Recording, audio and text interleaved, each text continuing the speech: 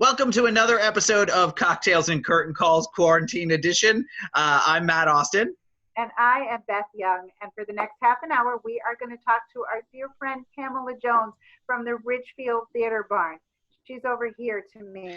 Well, over there. Oh, I don't know. It gets reversed sometimes, so we'll just do this. We'll do that. We'll just do this. That's right. We don't know really where anybody is. It's true. This from anywhere. But thank you so much for coming in. We want to hear plans, ideas. Yeah. How are you guys over there? Yeah, how's everything? You know, the blessing and the curse of being a small organization, major small organization, shutting down has actually been a Herculean task. I have been working like 15 hours a day on this between, we had our children's program had literally just started. We were entering week 3, and that's almost 100 kids that we had to tell couldn't come anymore. We were literally the night before we opened up the one acts, and just this week we made the hard decision to postpone the exonerated as well. There was a lot of agony, I have to say, for the first week leading up to making a decision to even stop for a little while, and then another week after that of total agony. I personally wasn't sleeping. And then we had an emergency board meeting. We all said, you know what, we have to just make a decision and choose a date based on the information that we have and make a decision to stop, because this constant, well, what if it's this and what if it's that, and how about if we do this, and maybe we can open on April 15th, and whatever. It was too exhausting for everyone, and there was no real plan. There's no information out there that leads anybody to believe that anything's getting back to normal before the summer. So once we made that decision, and that officially went out, I believe this weekend, some people today, to our patrons who had tickets, to the Theater Barn Kids family, and then just our general population and patronage in general, that said, look, we're closed till May 31st. It's what we have to do. That was a really, really hard decision, but, everything we stand for here as an organization, which is all about creating a culture of support and a place where art can live and be built, whether it's for performance or just for learning or for children or for adults, what it's going to take to come through this and how we handle this together as a community. I think it sort of gives us the chance to really shine and stick to who we are and rise up out of this. I can tell you uncategorically, there is no danger of the Ridgefield Theater Barn not existing after this is over. We will be here, we will be open, all the staff will come back, everybody, the children will come back into our building, and it will be different, because I think it's all going to be different now. But we will be here, and we look forward to anything we can do during this time to help the community at large and other organizations. That's a really nice segue to talk about what you're doing on social media. Oh. What are you doing on social media? So I'm actually here at the theater. I'm the only person who's been in and out of the theater here. So just to be clear, we're not bending the rules and saying people can work here. I'm the only one coming here. And so what happens when I have too much alone time, I was sitting there and I got a little misty and nostalgic with the Ghostlight out. And I thought, I was sitting there and I said, oh, I should do something here, just under the Ghostlight. That might be fun, right? It might be fun. So I called the board, and they're like, yeah, Paulette was like, that might be something. Let's try it. So basically on Wednesdays and Saturday nights at 8:45, I'm sitting on the stage on a black stool with the iPad or whatever I'm filming on that day, on a couple of volumes of Shakespeare with the Ghostlight next to me, and I'm doing these Ghostlight sessions. And the idea is to talk about things going on here and what we're doing, but also things that are happening in the community to keep people engaged. And we want people to steal the Ghostlight, which is to mimic a ghost light in their home. So a single light, bare bulb, in the dark, by yourself or with the people you're quarantined with, and do something. It can be a performance. It can talk about just a crazy theater experience you might have had. It can talk about, of course we love Ridgefield Theater Barn stories, but they don't have to be. We have a ghost here at the Theater Barn, so we're definitely going to do some Ghostlight sessions about Francis, But Has Matt, Frances made an appearance for you? Has she been around? yeah, I have a relationship with Francis. He is a friendly ghost. He was the we believe one of the seminarians / monks who were running the dairy farm here. This building and the outbuilding that is the Guild of Artists were part of a working dairy farm here. Run by monks? Yeah, by seminarians and monks. I had no idea. Yeah, that the congregate housing with the stone building at the top of the hill was their residence. That makes sense. So, yeah, Francis, he likes us being here, but when it gets a little too busy, he lets himself be known. He's usually a cold mass of air that moves through you. And he also stomps around. Now you, Matt, have you been at an improv? Were you at the improv where we had to stop and look for him? He was so loud one night at improv that even David Fritsch came upstairs with 2 or 3 others of us, and we had to walk around outside the building a little bit because he was making so much noise. It was ridiculous. No. Oh, that's crazy. So yeah. So, you know, every theater's haunted and every theater has a ghost, and we really do. So that's the idea. And we're actually getting some really nice traction on it because the idea is we don't want it to just be our theater people. And our theater people have been amazing. The community has already been amazing and jumping in, and I'll talk about Matt and Scott Brill in a minute. But now I saw someone on Facebook whose son plays the violin, and he's like, I'll come and stand outside if you have a birthday, and I'll stand on your front porch far away and I'll play happy birthday to you. And so I reached out to his mom and I said, he should do a Ghostlight session. He should play his violin. So we're hoping to have, I can't announce, I'm going to have some special guests. I'm hoping to get, before I go live, to have her say yes, but John Fry, who's one of our state representatives, he used to be really involved here. He's going to come and talk. We have a new poet laureate. I don't know if you know this, and Ridgefield named a poet laureate. It's first ever. Her name is Barbara Hoffman-Jenis, and she actually was an English teacher who taught all my children. But I want to have her come and do some poetry under the ghost light. You know, have Rudy Marconi come, maybe some other, you know, in a very safe, only one other person, you know, everybody far apart sort of thing. Because it's hard, I'm sure you maybe you haven't talked about this with other people, but for performing arts centers, theaters that do that, how are you even going to have performance art? You have to be 5 feet away. Right. Yeah. So really the streaming of that is going to be super difficult, even if you did have the rights to do it. Yeah. So. But that's a great way to, sorry, go ahead, Beth. Oh yeah, I was just going to ask, so just so I'm clear, on the Ghostlight, anybody who wants to submit, they don't hang a Ghostlight in their home. Yes, they have to mimic a ghost light. So they take a lamp.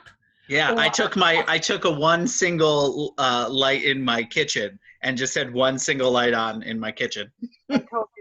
So because you were saying people are going to come there, but they can do it either way. If they can they come to the theater as well? Not right now. Right now we're keeping a pretty tight rein on that. I'm just going to have maybe, since I do it Wednesdays and Saturdays, if I could have 4 or 5 guests, that'll get us through another couple of weeks, and then we'll see what the situations are. We're trying to be real respectful of that, but we love the idea of people doing it in their own homes. It's hilarious. So Scott Brill, who we all love, was the first one to submit, and he submitted a monologue from The Tempest, which was great and perfect. And then Matt. Can I jump in about Scott? Not that I want to interrupt people talking about me, but I would like to point out Scott Brill. I think this is still the case. Scott Brill did a monologue from when he was in The Tempest in college. He was in The Tempest. This is 6 Degrees of Kevin Bacon. He was in The Tempest in college with Patrick Spadaccino, who will be doing One Man Christmas Carol. Is that not a thing I'm supposed to say? That's true. Yeah, oh, okay. Absolutely. Scott will be directing him in One Man Christmas Carol at the Theater Barn this December. Yeah. Yeah.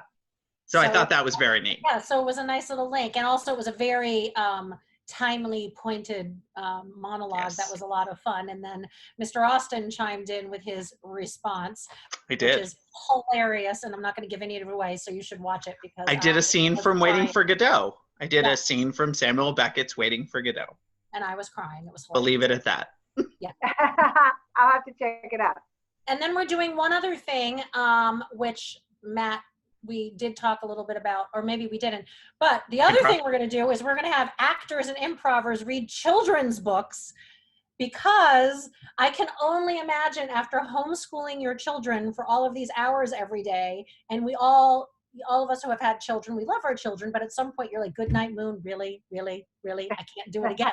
So I thought it would be funny if we had very dynamic animated people reading children's books, and we could just keep a library of them on our website, and people could go and say, you know what, you want to hear Horton Hears a Who? Here's Horton Hears a Who, read by David Fritz. You want to hear, I think it would be a hoot. So, I love it. I love it. So far, that's what we think we can do. And then we're going to be doing some stuff with improv remotely too. I got some ideas, Pam. We'll talk. Yeah, good. Zoom. We should all have stock in Zoom. That's what, Jonathan Wynn was just saying. He was like, I wish I invested. In Zoom and UPS, we would all be okay, I guess. So, what is going on with the cocktails and curtain calls? You've got a little bit of everybody coming up? So this week we're kind of hammering out all of the local theaters. We're having all of the heads of the local theaters on, we're going to release them every couple of days. I think as sort of a, hey, the community's still here, we're still here kind of thing. Just non-alcoholic. Yeah. Oh. Are we sure that's not just straight vodka? I'm not going to tell you what this is.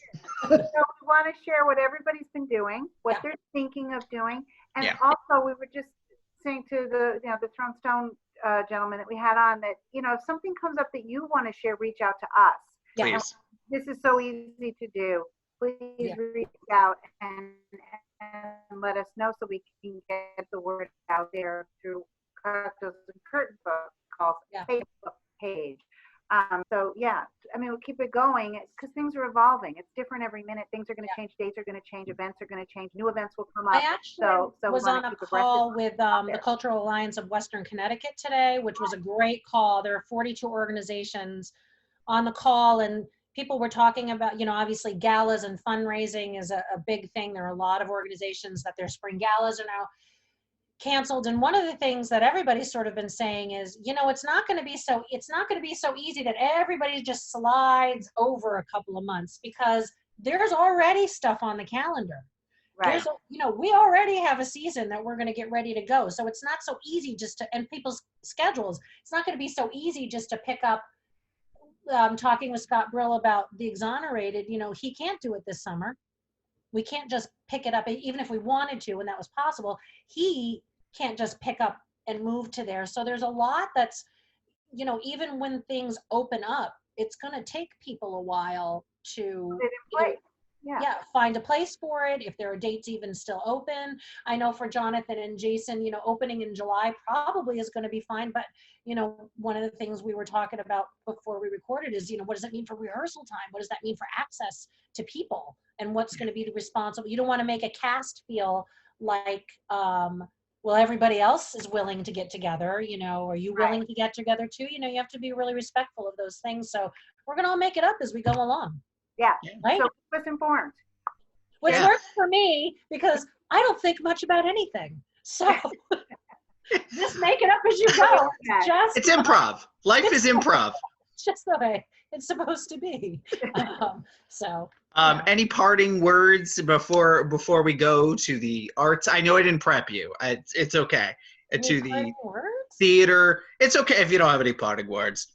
No, I just think that, this is a time where you can have some fun, with the people that you live with and that you love. And if you are so inclined as to do something and record it and put it out there in a forum that feels safe for you, maybe it's just with, a bunch of your friends, or maybe you're, some sort of artist and you feel like, I could do a Ghostlight session and put it out there. You never know who's going to see it.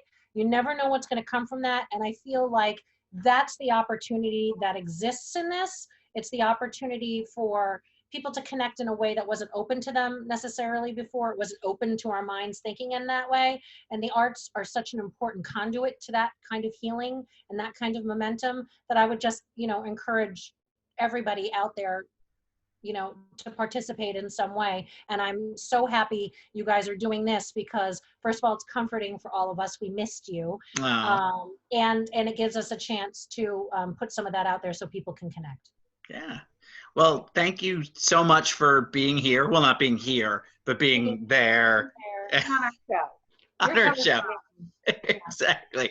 And thank you all for tuning in. I guess that's what internet is. Yeah. Okay. I don't know. This is new to all of us. Yeah.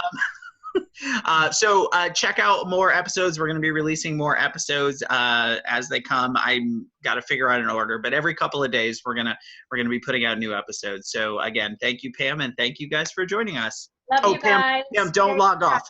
Don't Okay, log I off. won't. We're I won't. gonna stop recording. But I'm all right. Bye, everybody. Bye.